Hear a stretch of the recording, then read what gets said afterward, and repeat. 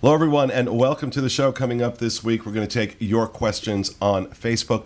We're also going to ask what the hell is going on over at Ohana. All that plus this week's Roundtable Rapid Fire coming up next. From the Bob Varley Studio in Orlando, Florida, this is the Diz Unplugged.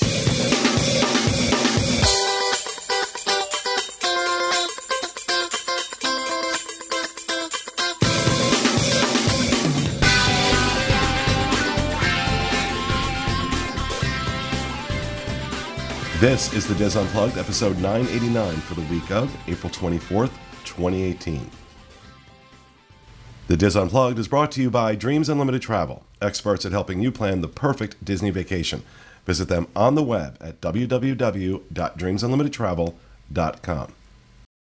Hello, everyone, and welcome to the show, coming to you from the Bob Varley Studio in Orlando, Florida. I'm your host, Pete Werner, joined at the table this week by my good friends, Steve Porter. Hello. Charles Boda. Hey, folks. Rhino Clavin. Hello. Corey Martin. I'm just happy to be here. And back in the production nook, our producer, Mr. Craig Williams. Hello. And this week, folks, this is a pre-recorded show because several of us are going to be out in Disneyland. If you're watching this, we are probably in Disneyland, and you probably are not. So we're actually recording this. We leave Sunday. We're recording this the Friday before. Mm-hmm. And absolutely crap news stories to deal with. I really and truly this week. So, but a show was just recorded Tuesday, right? So I just did a show to 3 days ago. Yeah. But no, even then, I mean, we were having a problem with news stories. So we thought we'd do something a little different. We put something out on Facebook to ask questions of the team, and Steve is going to go through those in a little bit, and we're going to talk about that. In housekeeping, just to remind everybody, check out our shows, DizUnplugged.com. You get the whole slate of our shows, from this one to the Universal show to Connecting with Walt, the best and worst of Walt Disney World, the Disney Dining Show. All of that can be found over on DizUnplugged.com. And we are making a concerted effort to get people to subscribe to our YouTube channel. We're close to hitting our goal of 100,000 subscribers. So if you can head over to youtube.com/DizUnplugged and show your support just by hitting that subscribe button for us, I would appreciate it. Craig would appreciate it. Rhino would appreciate it. Mm-hmm. Charles, not so much. He doesn't care. No, I really don't. But the rest of us do. And and you'll get notified, right? They get notified when we put new stuff up when they subscribe. And if you hit the bell button, too. So not only do you have to subscribe, but then if you see a little bell, that's an alert bell, and that alerts you to new videos. Yeah. So there's that. There's that from not the beast button. The unkempt man in the back, giving you that little tip. It's 420. Happy 420. Green shirt. No, it's 424. Oh, that's right. We're recording this on 420, so the jokes are... And if you don't know why that's a joke, Google it. I'm not going into it. It's Hitler's birthday. Yeah, if your celebration is Hitler's birthday, you should also just chill out. Is it really Hitler's birthday? It is. Not fun fact about 420 is it's also. Hey, that was not why I think it's a joke. I had no idea. There's another reason, but anyway, we're moving on. There was something else I wanted to mention in housekeeping, but I know you forget. Because it's not anymore. Not anymore. Anybody have anything for housekeeping? I do not. No. I don't think so. No. Oh, I would say follow along on Sunday for the 20th anniversary. Me and Corey will be there. That was 2 days ago, Steve. Come on, Steve. Oh, I am so... I hope you followed along on Sunday. I have my days confused.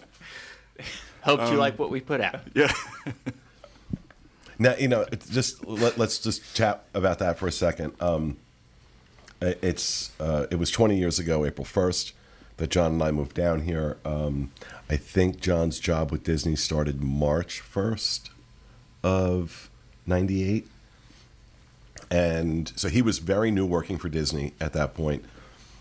And one of the first things I did coming down here was to get to go to the media event at, or the cast member preview it was. It was the cast member preview. But we also got to go to the media event, not because of the Diz, but because John, I think, was working the media event, and he got to invite somebody. So I remember seeing like Drew Carey there. Wolfgang Puck was there. It was really, really cool. But that was like my first, like within the first few weeks of moving here, it was like, wow, that's how, wow, this is what life is going to be like living in Florida. But it's hard to believe it's been 20 years. Yeah, it really is. Has Animal Kingdom made the kind of progress you thought it would make in 20 years? Is it a different enough park now than it was when it opened? I didn't go until 2007, so it's been doing great over the last 10 years for me, or 11 years, whatever. I would say if you think about Hollywood Studios just recently in the past 3 years or however long had its, it may have been 4 years at this point, but had its 25th anniversary. And I think about the park that Hollywood Studios was at its 25th anniversary versus what Animal Kingdom's at for its 20th. Yeah, good point. And not that Hollywood Studios was bad, because that was kind of before everything was starting to close and Backlot Tour was gone and all of that mess back there. But that park still wasn't perfect at that 25th. But Animal Kingdom, while there's still room for improvement, there's always room for improvement in Disney parks. I think it's in a great place at its 20th anniversary, it was then. If Pandora hadn't been added. But even before then, Expedition Everest, they didn't open with that. So that was a great addition. Yeah, they to didn't that park. open with any of Asia. No, if Asia. I remember correctly. Nope. Yeah. So I love Pandora. It's beautiful, but I was also one of those weirdos who also enjoyed Camp Mickey Minnie, even though it was nothing except really for Festival of the Lion King. Yeah, but that was up until the restraining order. But no, I mean, it's cool. So it's cool. 20 years for Animal Kingdom. Always, that just brings me back to, oh, sorry. So, Steve, let me ask you a question about this past Sunday. What'd you think of the weather? Oh, I don't remember. It was good? I thought it was everything I expected. Oh, yeah. Go ahead. It was only bad because we had literally just gotten done saying about how we're pre-recording this on Friday. This is going to be Short-term past, memory. present, and future show for me. I'm just going to keep throwing it around. All right. So I wanted to talk about this thread I saw on the boards, on our Disney Restaurants forum on disboards.com. It was started by Happy Grape is her name. And she posted, just for fun, what meal did you enjoy most and least during your last trip? And so I started reading through the responses, and this disturbing trend started to emerge. The number of people saying that Ohana was the worst meal Oh, my. on their most recent trip.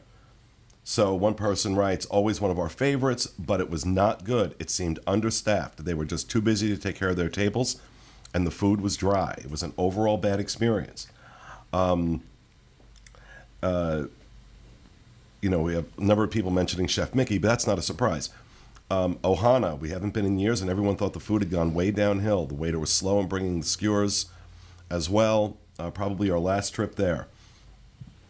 And this like, again, Ohana, the smoke from the grill made my husband really sick.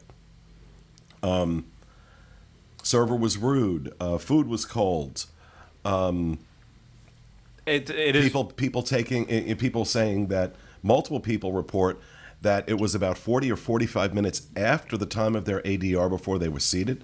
Oh, wow. So seeing a lot of people comment on this takes me by surprise. Now, I haven't been over to Ohana in about a year. We have gone ahead and set up a dining review for after we get back from California, because I really do want to check out, because Ohana's kind of followed this pattern of being really good and then going into a slump and then coming back and going. So I wonder if we're now in the slump, the dark ages with Ohana. I have a love-hate with all you can eat.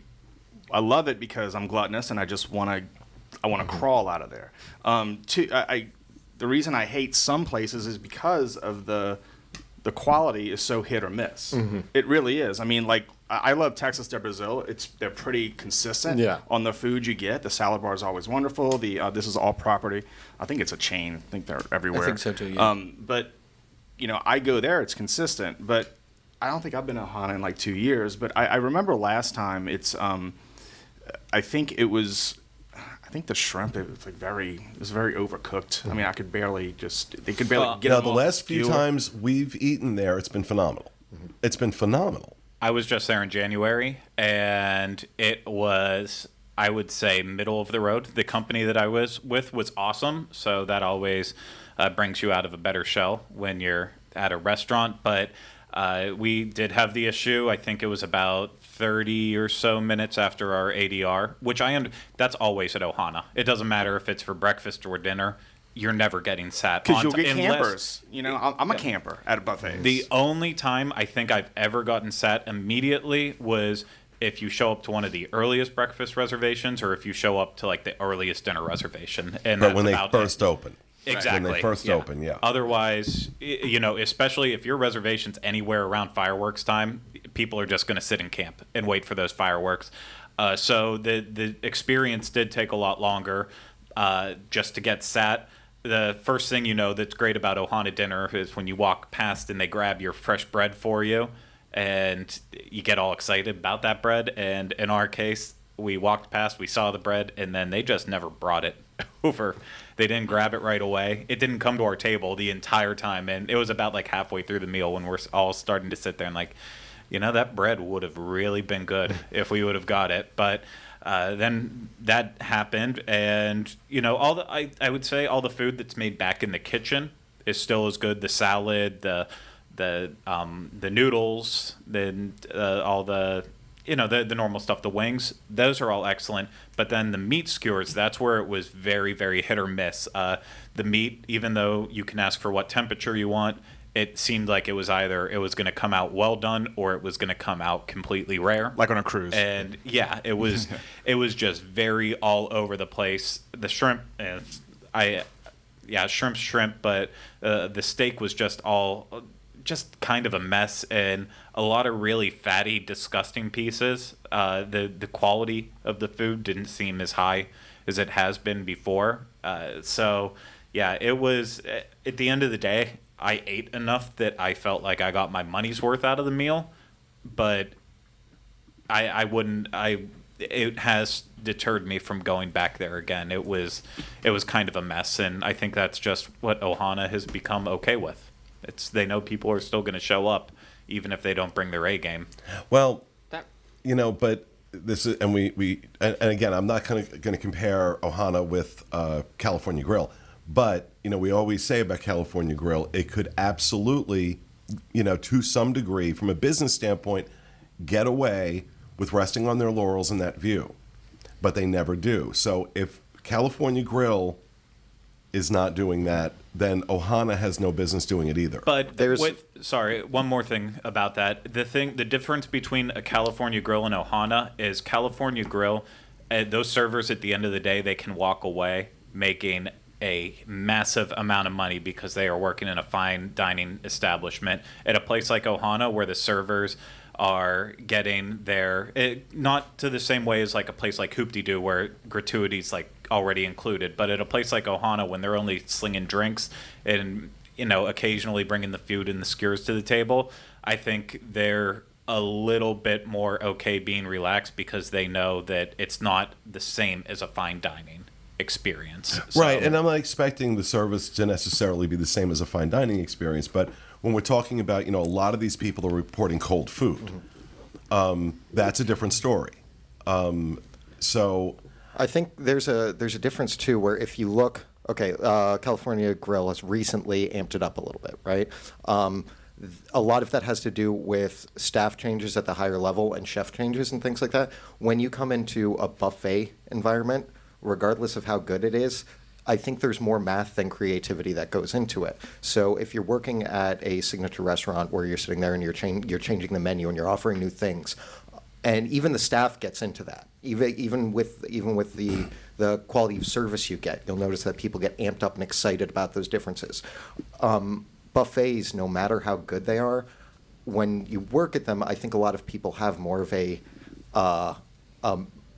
assembly line attitude as far as the way the restaurant goes. So those management changes and everything, a lot of it comes down to math and the numbers and how to make the most profit, and less about getting really amped about creating a name for your signature restaurant with a new menu. And the staff, therefore, it's like, okay, your job is very similar. It's people go to a buffet, people come back. There's less creative diversity. Well, I also wonder if this isn't, if there isn't an issue going on with just food and beverage in general at the Polynesian. Before the trip to Italy, we had a listener lunch at Kona Cafe, and I was stunned at how bad it was. Yeah. I mean, it was a terrible meal. So, and Kona Cafe had always been, it'd been a little while since I'd been there. But it had always been really good. It was always one of those places that, if I thought about going there, I'm like, oh yeah, that'll be a good meal. So I was really disappointed. New chef in the last 6 months, and really disappointed with how bad it was. And now I'm hearing this about Ohana. So I wonder, it could just be a thing. The number of people mentioning it tells me it's not a one-off. It tells me that there might be something systemic going on at the restaurant, but it also might be something systemic going on at food and beverage at the Polynesian. We know what Disney does. They always look to scratch out as much profit as possible. They will go into a restaurant that's doing well and figure out how to cut costs and raise prices. In restaurants, that almost always involves affecting the quality of the food. Service is another issue. So, intrigued at the thought of checking this place out. So let me ask this question, because now Steve, Charles, and I normally do the Disney Dining Show, and these type of topics come up kind of regularly for us, but with Rhino, Corey, and Craig, not so much. So let me ask you three. What is your favorite, what do you think is the best and worst restaurant at Walt Disney World right now? Based on your experience. Well, that's pretty, it's hard for me to say that. I mean, I can tell you our go-tos as a family when we go. What's your favorite? Well, I'm a sushi fanatic, so I usually go with sushi. I usually go to Tokyo Dining, one with the view, and also that the kids enjoy it, and we're able to halfway through. Now, I'm not saying that's the best sushi, but for us as a family, we enjoy it as a family. The worst, I'm gonna have to think about it. Let's start with best. I'll think of, you go with your best. Well, I mean, my favorite is Hoop-de-Doo Review, because I like the food. I know it's simple and it's not like the menu ever changes, but it's simple. I feel like it's more or less consistently good, and I like the show and the atmosphere, and it's not something I would normally like that, like the dinner show or anything like that, because I'm on the Charles side of things, where like people asking me to start doing things makes my anxiety go through the roof. There's room for you over here, buddy. Yeah, Glad to have you with us. So we can sit in the shadows and dine together. But I like that a lot. And yeah, I'm with you. I don't know that I have one that I'm like, oh, I went there and I just hated it, that I can think of off the top of my head right now. I mean, I'm trying to think of things when we go that, there's nothing on the menu that the kids will eat. And so that also, and I understand putting it quality of food. And I understand putting it through the filter of, the family experience, but I'm asking you personally, just you, what place do you really love to eat, and what place have you just don't like? Okay, I'll have to think about it, because usually when I go, I'm either picking up something fast on the go. I will tell you. Okay, I will tell you where I won't go. I won't go to in Mexico. I won't go there.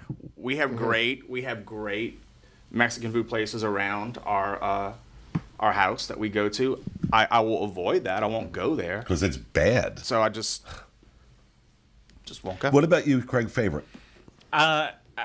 Here's the deal with me. I don't I genuinely I don't like eating on property. But I understand that for this purposes that I have to choose some. So the only thing that the past couple times I've been that's been consistently worth the price is Homecoming, as we'll talk about on another dining show, I think, later on this week. We get into it a little bit more, but I think that's genuinely the best food you'll get for the price point that it's at. And I'll tell you this, like when Julie and I went on a date to Disney Springs, I've had mixed experiences at STK. But when we went, when we dined there together, we had a great experience. They were very attentive. They did the wine pairing for us, and then I walked away going, "Wow, that was awesome." Julie was like, "Let's come back. This was really great." They brought several wines for us to try, and we had a great experience. It's hard to experience it at like a media event when you're getting a little taste of this or that. But going on a date, that was a nice. Now it's pricey, but you know what you're getting into. I mean, you just look at the prices. Don't walk out like with sticker shock. But we had a good time there. I think Morimoto Asia for me too. I really enjoy that. Like if you were gonna say I'm gonna take somebody out and like either on a date or like on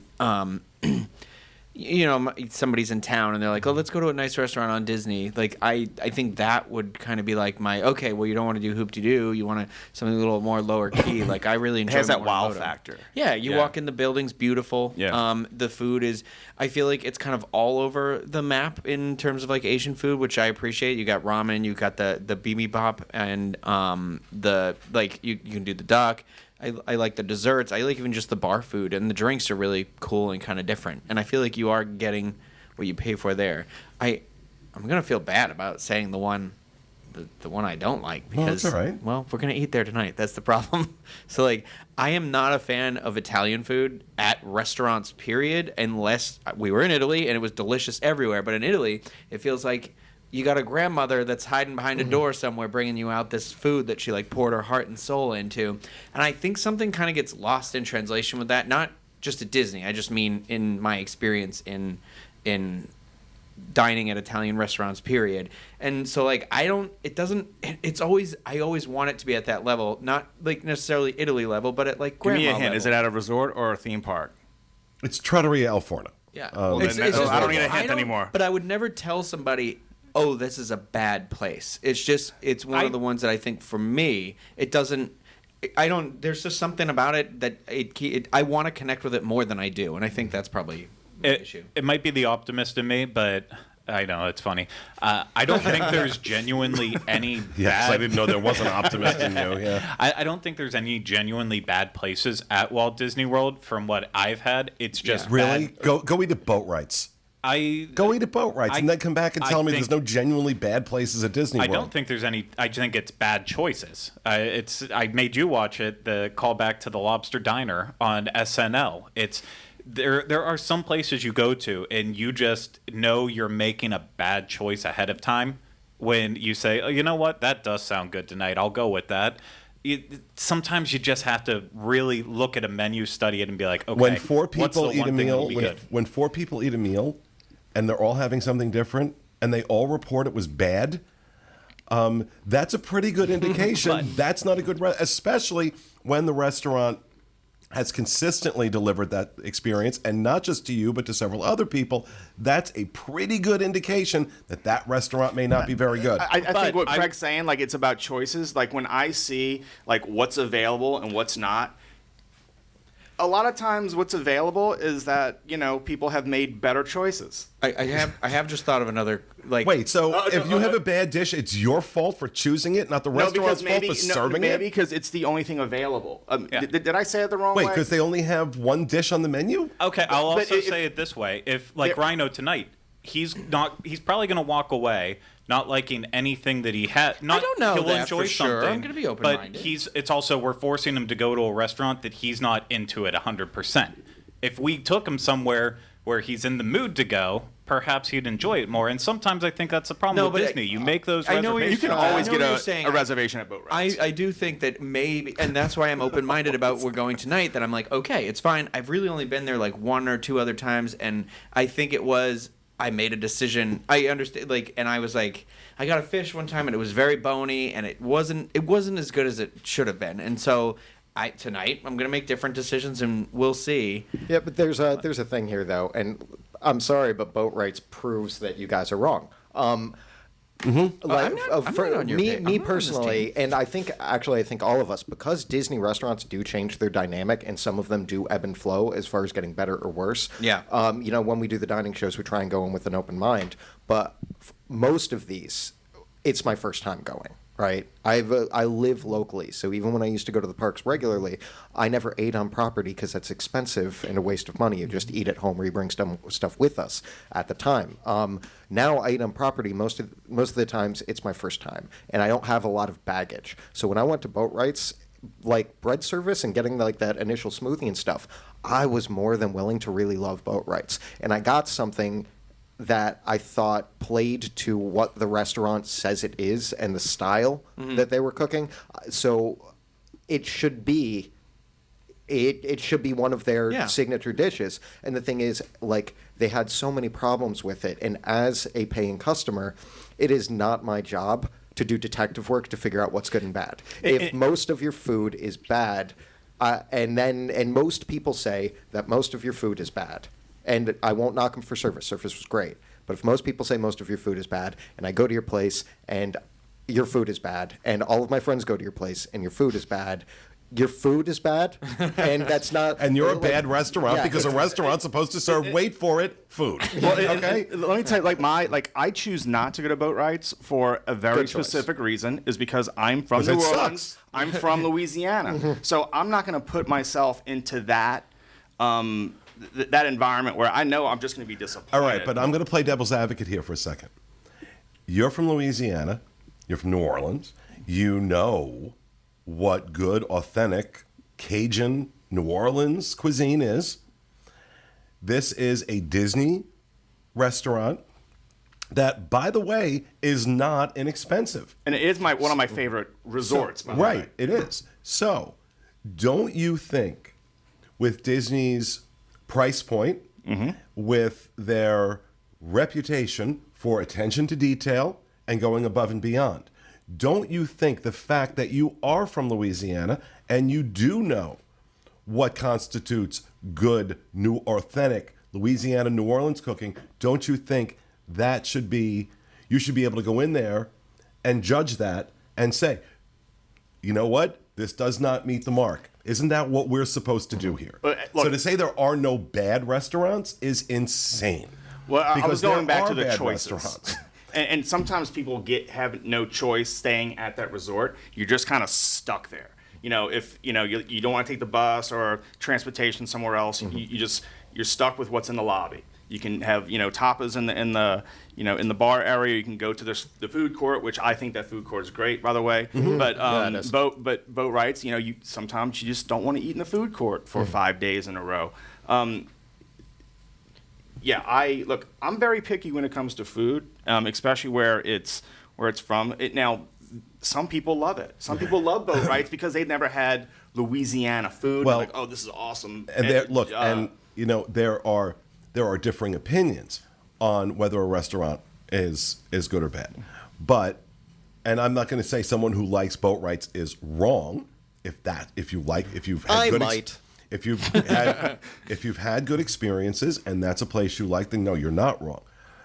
I go by my experience plus the feedback I hear from multiple people, whether it's on Facebook or on social media, on the boards, or anecdotally, as I kind of go about my life in this job. I can kind of say, all right, you know what? This restaurant, consistently not good. Boat rights, there's a very small list of them at Disney World, to be sure. It's not a long list, but boat rights is absolutely on that list consistently for years. And I choose to blame the restaurant and its food and beverage manager and its chef rather than the people choosing things off the menu, making bad choices. And I will tell you why they do it wrong is because when we ate there, it was the Yeehaw Bob night. It's one of our Diz events. Was it the 20th? It was a Diz Unplugged event or a Diz event. It was one of them. We have so many. But we ate there before. And I asked the server, and he said they kind of tone a lot of the spices down because, well, a lot of people don't like spicy. Well, you're not going to do that in New Orleans. Yeah. You're not going to. Then you don't order the spicy You just thing. don't order it. Yeah. So I think, when I have to say, look, bring all these spices to the table, not just salt, pepper, not just hot sauce, but like spices. They do it because they try to tone it down for people, for whoever is not used to it, and that's just don't have a Cajun or Creole type dish if that's what you got to do. But Yeah. I don't know.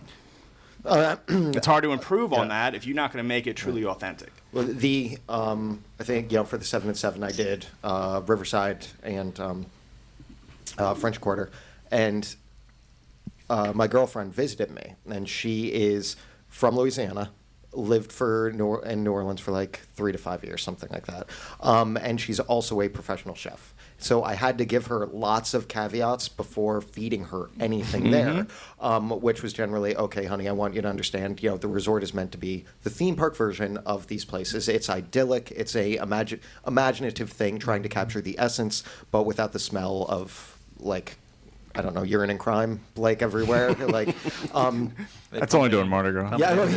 But also no, Or Friday. Yeah, but the thing is, when it came to the food, we stopped by the quick service, and I ordered some gumbo, and I gave her some and everything, and she was able to make an objective decision, right? Okay, well, for what you paid and for what you're expecting, this is decent gumbo. Like, it makes sense that people will pay this. It's not gumbo in my knowledge of it, but it's good. You can make those objective decisions, but the thing is, like, you take a place like Boatwright's, and even if, everything it's too mild, and those dishes don't work with those flavors and everything. And I don't just want to harp on Boatwright's because it feels like I'm starting to do that. But the thing is, it is an example of the fact that Disney does some things right. It does most things on a scale, and occasionally it does things pretty wrong. Yeah, and it's also one thing that our group in general has to always remember. Sometimes it is different for us when we get these because if we go out, we know we're doing stuff in the name of work or with that. I've had meals with Rhino where as much as I like Rhino, I'm doing it with him, but if I knew I was with Kylie, it'd be a complete different situation. I went and had a good time on a cruise with Corey, but it's not the exact same feeling as when I'm with my wife. That was a really romantic time when I'm on a cruise with her. With Corey, I thought you were going to say we with still Corey. managed to have with Corey we managed to have fun, but it's not the same actual experience. So that also has to always be remembered too. Is I'm not going to feel the same way doing something with Rhino as I am with my wife. A lot of times she brings that positive out of me where Rhino makes me want to just.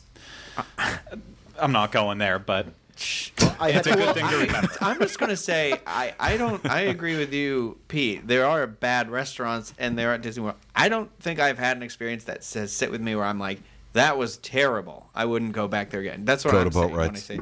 Well, I mean some quick service places, but not a sit down. I've had some where I'm like, oh, hit or miss, but no. And another one that I haven't been back since it's changed over, but it was over at the yacht club, Captain's Grill. Before it changed over, just atrocious. Yeah, atrocious.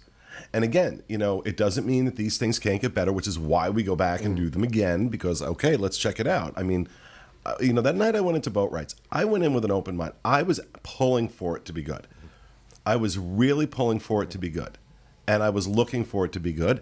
And with the appetizers, I'm like, okay, this is good. Oh, yay. Then our main courses came. I was like, oh, my God, this is a train wreck. Some things are better depending on what you're going for and where you're going for it too, and that kind of goes in with your guys' choices thing. Like when we did a Edison review, we did it at lunchtime, and it had some cool elements, but it was kind of underwhelming in a lot of different categories. And they changed some things on the menu, but I went there, I want to say within a week afterwards, to meet a friend from out of town and meet my brother and my friend's fiance, maybe? Fiance, I think. But the four of us sat at one of those nice black leather chairs, and it was at night. They were drinking cocktails, and we ordered some appetizers. And It was awesome, and I had a great time because Different environment. I don't feel it's necessary. At the time, it wasn't necessarily a lunch place, but going back late afternoon, early evening, the cocktails and appetizers and everything like that, the food, it was a completely different environment, and I was with a completely different company. Yeah. So Well, it Right. was a phenomenal time. But I the whole really enjoyed it. the whole point of doing a dining review is, can the restaurant hold up when you are focused on the food, when Yeah. you are focused on that, on the flavors, when you are focused on the presentation, when you are focused on the preparation. That's what a dining review should be. When when I'm going now, okay, to some degree, my brain is now wired to do that every time I go anywhere to eat. Or anytime I walk into a hotel, because I reviewed so many of them for so many years, that the minute I walk into a hotel room, there are like 5 things that my eyes just immediately go to that most people wouldn't. But I also know, that's how my standards are. That's how my standards are judged. And I'll tell you this: how the same place, 2 very different experiences. Skipper Canteen, for example, going there with when we first went as a team. I enjoyed the meal there. I thought it was great. I'm like, this is beautiful. This is awesome. I can drink alcohol in the Magic Kingdom. We went there with the family. One, it was hot outside. It was the only thing available. Like, let's go. Mom and Dad need a glass of wine. We enjoyed our meal. Kids, nothing for them. That changed our entire experience of that restaurant. Now, and I'm like, oh, we're gonna love it. We're gonna love it, kids. We're gonna love it. It's awesome. Ma'am, can I have a second glass of wine, please? Our kids aren't eating. Now we have to go to a fast food place, which we did. So we enjoyed our meals. We ended up going get a chicken finger somewhere. Well, I just want to bring it back to what you said, to bring it back to Ohana. You said something about environment, and so if we bring it full circle here back to what we started talking about, which was Ohana, I have always thought that the shining thing about Ohana is I know the Polynesian's a beautiful resort, and the view at certain times is great because if you hit it just right, you can see the fireworks out of the back window of Ohana. But Ohana, as far as environment goes, it's just tables with a lot of people. So the shining thing in that restaurant should be the food. The focal point should be that restaurant there's no walls to it. It's just an open area. It's very, I know it's themed because it's there, but I always think like, I don't care about any of that other stuff because the food's always been so good. So now if you slip on that, then what is the point of even going there? all right, so that's good for that. Now, folks, we're going to have a little bit of an awkward edit here because I didn't use the restroom before we started this show, and since we're not going out live, I'm going to take the opportunity to go run and do that. So it's going to be a little awkward edit. I want you to understand why. Be right back. Okay, so I'm back. We're going to go to some questions that got posted on Facebook for a little Q&A. Cool. Which we haven't done in eons. All right. So what do you got? All right. So Zach asks, with Star Wars, the Star Wars Galaxy's Edge coming and the hotel and all the excitement for Star Wars, they're asking how long they should wait after it opens for the crowds to start dying down. What do they think? How long people should wait? I personally, and feel free to disagree, but if that's what you're going for, waiting for the crowds to die down, I'll just point out that Pandora opened when? How long ago did Pandora open? A year ago. A year ago. A year ago? The waits are still crazy. And the waits are still as bad as they were when it opened. Maybe a little bit less, but still you're talking about 2-3 hour waits for Flights of Passage, 2 hour waits for Navi River Journey. So, if you want to wait a couple years, I think really it's going to be more about how effectively you plan and utilize fast passes and things of that nature. Anybody else disagree? That's almost like asking when should I wait for when the crowds die down. I don't think the popularity is going to go away. I mean, if there's an attraction that's popular, it's going to stay popular with even for return visitors. But I was going to say the same thing. It's like, look at Space Mountain. Space Mountain opened in 1975, and you can still get on peak days, and through 2 hour waits or whatever. So I don't think there is really time. The only thing I would say maybe is that when the next new shiny thing opens up, so I'm guessing for Pandora's sake, maybe when Star Wars opens up, maybe the crowds will get a little bit go down for Pandora. So maybe this along the same lines after Star Wars Land, if there's another big announcement that Disney has, whether that's a fifth gate or another really exciting thing that they open, maybe that would help Star Wars. But I don't know other than that. I think that's a great idea for an attraction. The next new shiny thing. And just, I think. The crab from Ohana just sings his song the whole time. All right, what use you got? I can't find this. I found it before, but they essentially asked, and I like this question, so I'm sorry that I can't find your name now, but they said the way that Disney's going in all these new IPs and all this exciting new stuff, do we like that direction more, or do we miss like the old Disney? And are we sad that there's not stuff with like Haunted Mansion and, pure Disney attractions? And does that sadden us at all that they're kind of moving away from? I think that's just I think that's,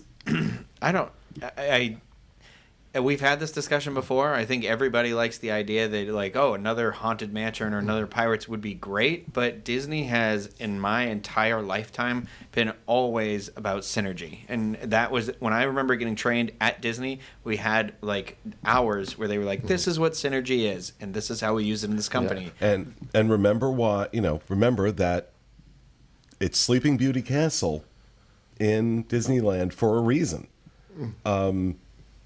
It was that movie was coming out, and he wanted that tie-in with that intellectual property. So it's not like Disney, all of a sudden just started relying on IP. Now, is it getting IP heavy? Which somebody could take that and run with it, IP heavy. But You just did. You just, yeah. but that an argument could be made there. So I understand I think it's like jumping on what you're saying about the castle and so in 1955 when Disneyland opened, the library that they had in TV and movies was this big, and now it's 2018, and not only is Disney's own library and television thing like this big, but they also just acquired these other ones that are this big and this big and this big. So Pixar, Marvel, Lucasfilm. So this stuff that they didn't used to own. Yeah. They hadn't created as many stories as they currently have. They'd only been, Disney had only been doing his thing for about like 30 some odd years at that point, or 40 years. So it's like now we're nearing like 100 years later. And but from that, sorry to kind of go against that, but from that we got probably the most iconic attractions in the Disney parks that we have are not IP based. But because what I'm saying is because there was nothing else. Right, but don't you think that was kind of a good? Sorry, don't you think that was kind of a good thing though? That because of that limitation, then they created Pirates. They created. I think they just learned how to tell stories across multiple mediums at once. It was sorry, Charles. I know you're trying to get in. I'm gonna let you go. Thank you. I'm going to let you finish. No, I'm going to let you finish.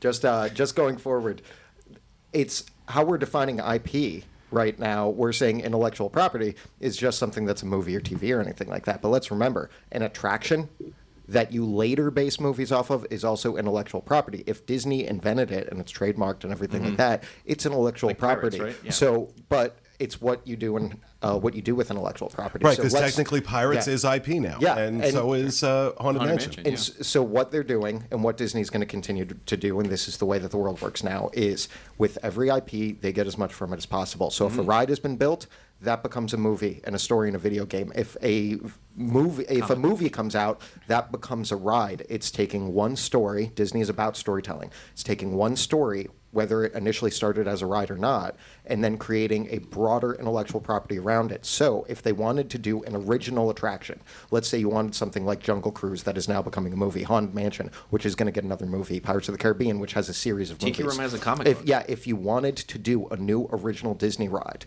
do you think that Disney is going to build that attraction and then hold off on capitalizing on a movie about it or on a TV show or video games? That would be ridiculous and inefficient. So even original Disney stuff, if you don't want to be Star Wars or Marvel, it's still going to be a broader intellectual property that's going to have cartoons or movies or something. And at the end of the day, this whole thing about IP and all that stuff, I think really the only thing that matters is it any good? Yeah. Is it a good attraction? You know, what do you go to Disney World for? You know, it's really, you know, we may joke, you know, among Disney fans that it's a pilgrimage to Mecca, but in fact, we're going on vacation and we're going to ride rides and have a good time in a theme park. So what really matters isn't whether or not it's you know, intellectual property based, or you know, it's an original creation from Imagineering. And your point is really well taken, Charles, that anything that works is going to get serialized in terms of either a movie or a television show or a video game.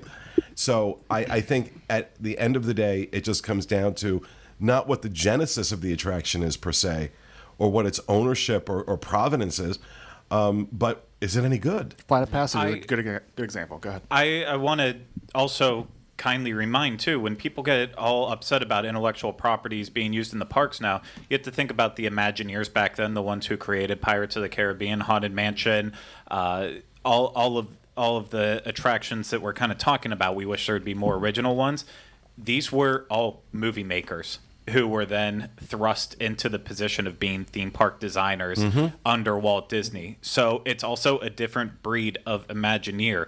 They were paving the way, and so then you have that next generation of people like Tony Baxter who learned directly from these original ones. So he took some of their ideas in essence, but now the ones that we have today, a lot of them were inspired by also growing up with Walt Disney movies, just movies in general, and a broader scheme. So it's a complete different. I don't think it's anymore. It's you have these people who wanted to be filmmakers who ended up in Imagineering. That's not your average Imagineer anymore. I think it's people who want to become Imagineers or work in theme park design that are the ones who are ending up there. So it makes sense that different things are coming out now.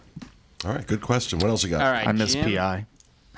Jim asks, with the addition of the new parking fees, does he think it's laying the ground, or would that be laying the groundwork for a resort fee coming to the Walt Disney World resorts? I think it's only a matter of time. Absolutely. I'm surprised it took them this long to do the parking fees. And I know the argument is made, and I've made the argument myself, that you know all resorts charge parking and resort fees now. It's not unusual. Not all resorts charge what Disney charges, and not all resorts have the ancillary costs associated with being there that Disney has, in terms of not only, you know, if you're at one of their resorts, you pretty much have to buy a ticket into their theme parks too. So do I think that's coming? Yes. Do I think there'll be the chorus of howling? Yes. Do I think people are going to pay it? Yes. So I think I think yes, very likely within the next 12 to 18 months, you'll probably see What are they once the parking fee thing dies down. What's going to be their next fee that they think of then? Are they just going to continuously? Because I feel like that's probably going to be the feeling from guests is like, okay, they have the parking fee, now they have the resort fee. What's the next thing that's going to come? Well, I don't know. Who knows? Well, you know, never mind. Who knows? But go ahead. Mark asks if he thinks that if the Skyliner is a success, does he envision, or do we envision that there'll be an addition to the Skyline? Will they expand it to other resorts? And I'll answer right off the bat. I think that yes, they will, because I think they found such a cheap transportation system, and if people really enjoy it, they can find ways to link these to other hotels that they can then up the cost in these hotels by saying, oh, well, you have this extra amenity of having this Skyliner coming to your resort. So I think if it's a success and it's cheap for Disney to build, I don't see why they wouldn't expand it. The only thing I would say against it is two big things have popped up now recently in the news that has a lot of us diehard Disney fans upset, and I think it could bleed into the average audience. But right now, from viewpoints near France, you have a great view of the Skyliners, which just looks awful, and it just now is popping up behind Germany, but the Riviera, the new DVC, is starting to tower over. Part of what makes Disney parks so great is the idea of immersion. They're going all in. You know, it's that back and forth battle between them and Universal, who can be more immersive. When half of World Showcase on the backside, I now am seeing gondolas going past and seeing a giant resort. That instantly takes me out. And well, let me tell you starts to- something. The days of line of sight immersive theming ended when you could see the Tangled Tower from Liberty Square. That has, you're in Liberty Square. You're walking up to the Haunted Mansion, which is supposed to be like, New York on the Hudson. Okay. And there is the tower from Tangled right over Memento Mori.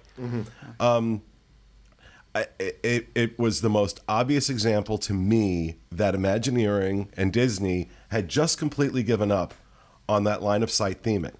And so now what you're talking about, it's a bad show, and I think eventually people will start to pick up on the fact that it is bad show. They start with the small things, looking at trash on the ground, seeing if things aren't well kept, and then you start looking at the bigger ideas and like, okay, is this really adding to my experience, seeing all this crap in the background? For me, that would kind of kill it, and I'm sure it will. I think the way you started it was great because you said, for us diehards, we see that. But there's also these complaints about bus wait times and transportation. So Disney, they're like, okay, do we deal with these complaints about, all these transportation hurdles that everybody goes through, or are we going to just keep our line of sight? Now, it's always going to bother me. I still point with two fingers from being a cast member. I'm always going to be a cast member and still throw something away and make sure people aren't smoking. What? Is that a new wedding ring? No. I try to be married on both hands because girls be crazy. I gotta see that. Let me see. Yeah, that's beautiful. Yeah, thanks. Julie bought it for me. But where was I at? Yeah. Sorry, I'm like Teresa with jewelry. Okay, see something shiny in front of me. Oh, it's a pretty ring. Yeah, but I definitely see where you're coming from, Craig. Like us diehards are always going to see that. I'll never be able to look past the gondolas going back and forth behind Germany or France. But some people may never notice it. I also think that, who knows if they just haven't done this yet, but they just look like giant metal telephone poles going up with, more rigs at the top because of the Skyliner, but they should at least paint them or something, make them look like blend the sky. in or blend in with the trees or something. I don't know what they could Happy do. clouds. But put in a minimal effort to have them blend in more, but I don't know. Then it'll just never get repainted down the line, so why waste the time off the bat? Too real. All right, one more. Stefan, I won't say his last name, but I've never been, so I'm actually curious about this too. What's so special about Club 33 when you're there? What's so special about it? I'll tell you right now. Okay, first of all, it was like the best meal I've ever had, like maybe period, in a restaurant. It's phenomenal. Yeah. The food's amazing. Yeah, it's just also it's such a cool idea of like I love the idea of this secret hidden hideaway, like that you can go up and that that especially at Disneyland, I can't speak for the ones that aren't done yet, but like you were somewhere that like Walt kind of was up there and moving around and doing stuff up there, and it's a very elegant kind of experience that I don't think you truly understand it till you have it. It's and a country club inside of an amazing theme park. Is really what it is. I mean, you want to talk about level of immersion, right? And this is one of the things that I like. Exclusivity is awesome and it's cool and everything like that. But being lucky enough to go up in there, right? You eat this exquisite meal and you can walk outside and you're in New Orleans Square. And you're on a little wraparound balcony, like New Orleans style. And it feels like you are no longer a theme park guest. It feels like this is your home and you live here. And you're stepping out on your own balcony or a balcony in a restaurant that you frequent around the corner. And this theme park is not a theme park. This is your city. And you belong there and you live there and you're a citizen of there. And that feeling is worth more than any of the fanciest drinks or any of the fanciest meals that you'll ever have. That feeling like this is your home and you're walking out on a balcony and that this is your city and you belong there is something that, as far as theme park immersion goes, and that sense that you get of this is my place, that is the most I've ever gotten out of any park. And I know that a lot of people, when it comes to Club 33, most people don't get to experience it. And it is a thing for the wealthy and the friends of wealthy, and that sucks. But if you ever do get to experience it, That's the benefit. It's not the fancy stuff. It's not how nice everything is. It's that feeling that you're home that you get from it. And that's the amazing thing I really enjoy. You know, I don't want to go back to doing this every week like we used to, but I think once a month or so we need to be doing this. This is really good. These Q&As. I agree. I just didn't know if this was like we're letting people know right now, or if we're just having a discussion. Your decision now. I'm not making a commitment to anything. What I'm saying, I think more often I agree. we need to be doing this. We haven't done this in a long time. No, but- it's fun. All right, thank you everybody for your questions. Sorry we couldn't get to more of them, but we do have to move on to rapid fire, and so going to say that so that everybody can get ready. I'm ready. Nobody saw that coming. It's pre-recorded, so we can go in any order we want. Oh, that's right. No rules. Oh, who am I going to pick first? I pick Rhino. Okay, Shrino. so Shrino. Charo, but Rhino. get you. 3 new That's your bus- couple name, Trino. 3 new bus stations opening at Disney's Caribbean Beach Resort on April 27th. That is this Friday if you're listening to this on Tuesday. The new bus stops are at Disney's Caribbean Beach, like I said. The lone bus stop that is currently at Old Port Royale will be replaced by 3 new on the south side of the building. The different bus stops will transport guests to different locations throughout Disney World. And so the list is at Depot A, that's the Magic Kingdom, Depot B, Blizzard Beach, Animal Kingdom, and Epcot, and Depot C is Hollywood Studios, Disney Springs, Wide World of Sports, and Typhoon Lagoon. All right, thank you, Rhino. Craig. Okay, so the digital key service through My Disney Experience is apparently now live at Wilderness Lodge. So if you don't know what that is, now through your My Disney Experience app, if you're staying at Wilderness Lodge, you're able to unlock your door all through there. Don't have to worry about having your Magic Band, and or if for some reason you're still able to track down a key card from way back in the day, don't need that either. You can do it all through your phone, which is obviously the next step. They're always looking to up their game on My Disney Experience and the things it can do. I think I saw somewhere else that they've added bus wait times in now too. So My Disney Experience going bigger and better. Well, it needed it. All right, thank you, Craig. Charles. Okay, this one isn't incredibly park-centric, but it will affect you if you're flying into Orlando International Airport. There was some disputes back and forth, OIA or MCO, if we're getting technical airport names. In Orlando, anybody... Orlando International Yeah. Airport. Orlando International Airport, when they had thought about replacing the TSA security with privatized security, went back and forth on it, and now have settled on not replacing them. Airport Director Phil Brown cited TSA upgrades as the primary factor in the decision, and I like one of his quotes. Ends with, "All of us are going to go back to charm school," Brown said, because this dispute was a little ridiculous, but they're adding new customer service training, and the reason for all of this is because Orlando International Airport is notorious for low customer service and long wait times. That's the problem they're trying to fix, so hopefully they will get that fixed, but they're going to use the TSA to continue to do it. Okay. Thank you, Charles. Steve. Okay, over at Disney's Animal Kingdom to celebrate the 20th anniversary and beyond. That we just did. Yeah, well, and beyond. So you can do this. You can go do this days after, weeks after, or until they're sold out. They're actually going to have wooden gift cards. So not just the plastic ones. There won't be a magnetic strip on the back, so it'll just be a barcode. These are there's a minimum of $15 that you have to put on them. And that's pretty cool, actually. Yeah, they're made from wood. It kind of reminded me of the business trees. card that Corey has, or like all metal. So Yeah, opposite. the opposite. Yeah. I want one made of something like ostrich. Yikes.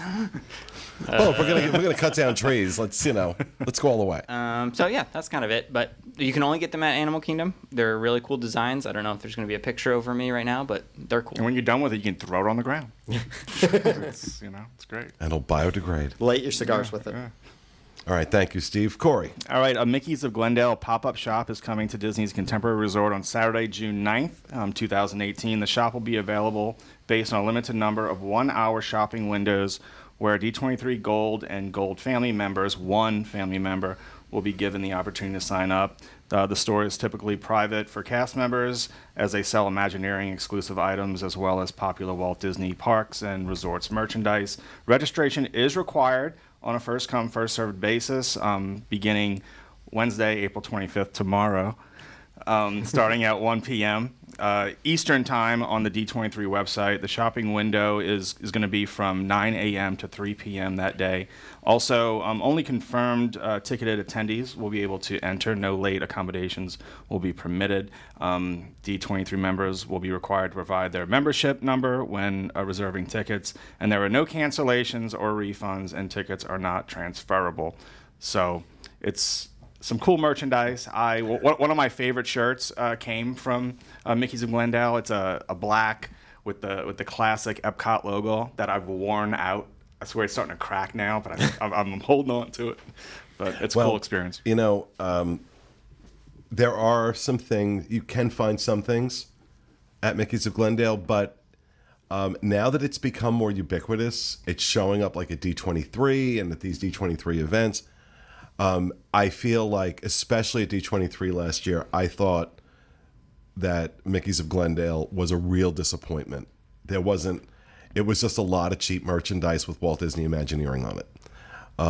Didn't stop me from spending a few $100s, but nonetheless. So manage your expectations with this.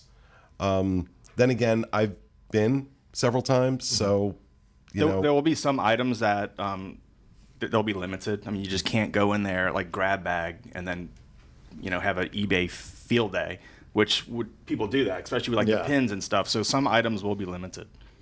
So, all right, thank you, Corey. And that is going to do it for this week's episode of our show. We hope you enjoyed it, and we'll be back with you again next Tuesday with another edition of the Diz Unplugged. Thanks for being with us, everyone, and remember, stay out of the damn lakes. See you next week.